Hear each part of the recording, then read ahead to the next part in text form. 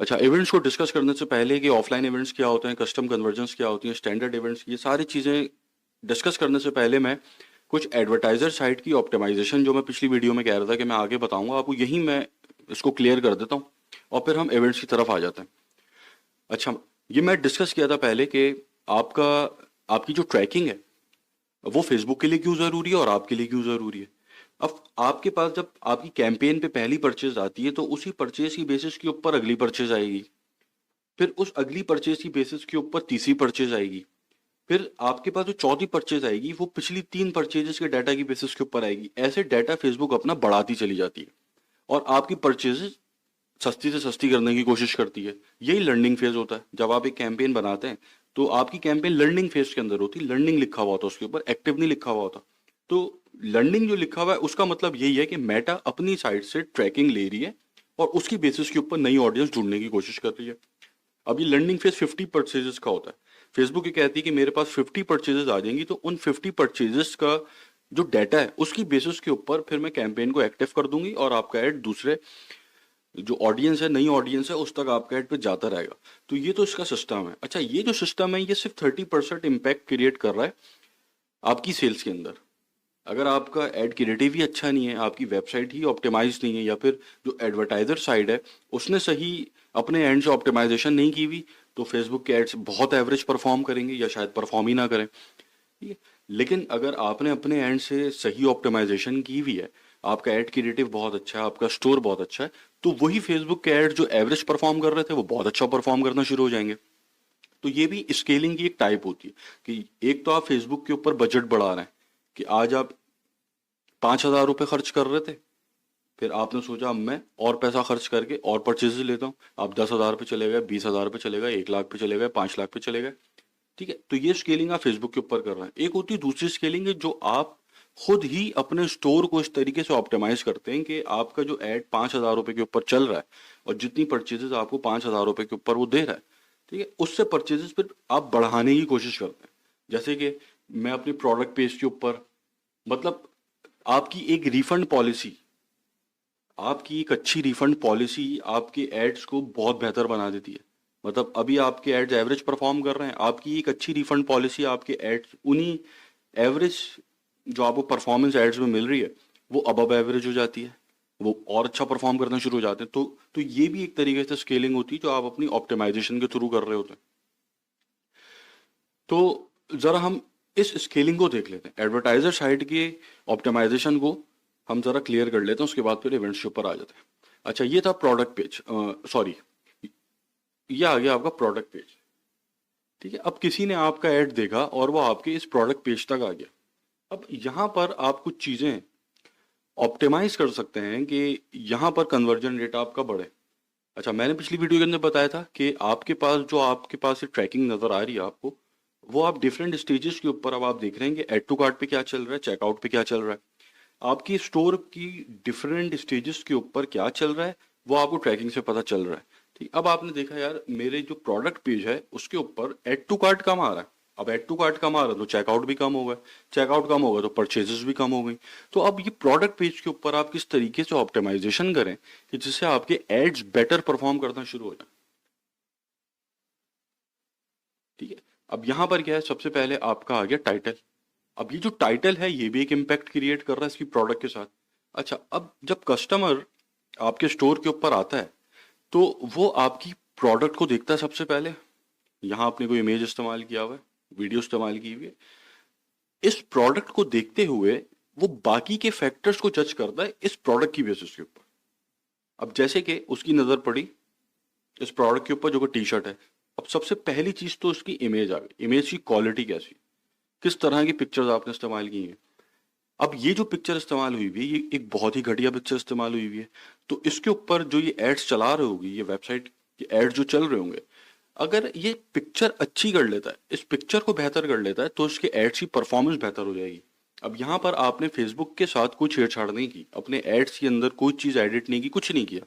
सिर्फ यहाँ पर अपने स्टोर के ऊपर जो आपकी प्रोडक्ट की इमेजेस थी उसको आपने चेंज कर दिया, उसको आपने एक अच्छे तरीके से प्रेजेंट कर दिया, तो आपके एड्स की परफॉर्मेंस बढ़ गई। ठीक है। उसके बाद आपका टाइटल, ये आपका टाइटल आपकी प्रोडक्ट के साथ मैच होना चाहिए, और ये प्रोडक्ट टाइटल आपकी प्रोडक्ट की क्वालिटी को इंक्रीज कर रहा हो। ये टाइटल आपकी प्रोडक्ट की क्वालिटी बढ़ा रहा हो। कैसे बढ़ा रहा है? ये अपीलिंग होना चाहिए। मतलब इसको, आपकी प्रोडक्ट टाइटल को कोई पढ़े तो उसको आपकी प्रोडक्ट अच्छी लगे। अब इस जहन के साथ आपने इस पेज को ऑप्टिमाइज करना है कि जिसकी वजह से आपके एड टू कार्ट बढ़ेंगे, क्योंकि इस पेज का मकसद है एड टू कार्ट बढ़ाना। एड टू कार्ट बढ़ेंगे, चेकआउट बढ़ेंगे, और आगे पे परचेजेस बढ़ेंगे। तो अब यहां पर जो इसने टाइटल लिखा है BFSHT और नेवी, ये टाइटल सही टाइटल नहीं है। इस टाइटल के अंदर ये टाइटल इस प्रोडक्ट की तारीफ नहीं कर रहा। तारीफ इन अ सेंस कि यहां पर फॉर एग्जाम्पल ये लिखता जैसे कि रॉयल कॉटन टी शर्ट। अब एक रॉयल वर्ड का इजाफा आपने टाइटल में कर दिया, रॉयल कॉटन टी शर्ट। अब ये टाइटल इस टी शर्ट की तारीफ कर रहा है, ठीक है। तो आपने इस तरीके से टाइटल अपना आपका होना चाहिए। अब इस टाइटल के ऊपर जो उसको परचेजेस आ रही है, हो सकता है कि जब ये टाइटल चेंज करे, जैसे कि अभी मैंने बताया है royal T shirt, royal cotton T shirt, ठीक है, अगर ये टाइटल रखता है तो इसकी जो अभी एड्स परफॉर्म कर रहे होंगे वो उससे बहुत ज्यादा जो उसकी परफॉर्मेंस अच्छी हो जाएगी। उसके बाद इसकी प्राइसिंग है। अब देखें, हर फैक्टर आपकी सेल्स के ऊपर इंपैक्ट क्रिएट कर रहा है, टाइटल से लेकर कैटेगरी तक। हर फैक्टर एक बहुत बड़ा इंपैक्ट क्रिएट कर रहा है सेल्स के ऊपर। अब यहां पर आपकी प्राइसिंग आ गई कि आप एक्चुअल किस प्राइस के ऊपर दे रहे हैं। अगर यहाँ पे डिस्काउंट है तो ये भी इंपैक्ट क्रिएट करेगा। डिस्काउंट भी फिर ऐसा नहीं होना चाहिए कि एक्चुअल प्राइस 5,000 थे और आप 800 की बेच रहे हैं। इतना बड़ा डिस्काउंट होगा तो वो फेकनेस लगेगी, फेकनेस लगेगी तो वो आपकी सेल्स गिराएगी। ये बात याद रखिएगा कि ऑप्टिमाइजेशन ऐसे करनी है कि आप फेक ना लगे, कि अगर एक चीज 1,500 की है उसको आप 1,000 का दे सकते हैं, एक चीज 2,000 की है उसको आप जो है 1,300 1400 का दे सकते हैं। इस तरीके से आप डिस्काउंट रखें कि वो रियल डिस्काउंट लगे।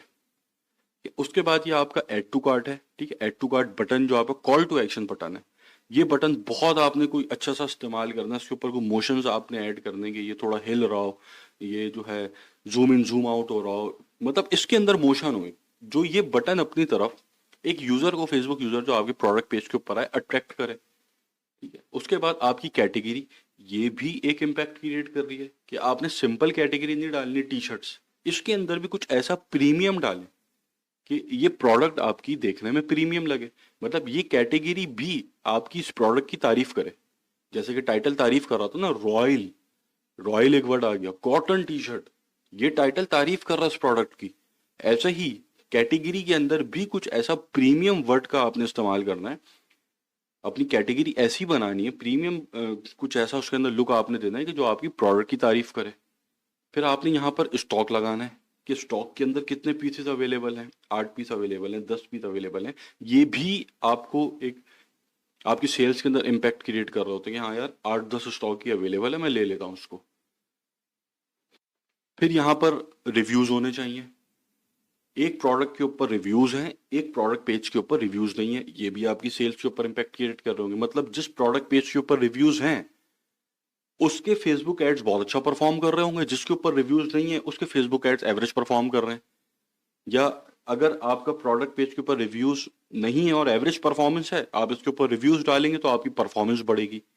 उसके बाद लाइव चैट आप यहाँ पे डाली हुई है आपने कि एक बंदा प्रोडक्ट पेज के ऊपर है, वो अभी डिसीजन बना रहा है कि यार ये क्या प्रोडक्ट है, कैसी प्रोडक्ट है, मुझे लेनी चाहिए नहीं लेनी चाहिए, मुझे इसकी ज़रूरत है या नहीं है। आपकी यहाँ पे लाइव चैट का एक ऑप्शन है कि आप लाइव चैट के ऊपर जो है अवेलेबल हैं चैट करने के लिए, कि अगर किसी को कोई कंफ्यूजन है तो यहाँ पर आपसे लाइव चैट कर सकता है।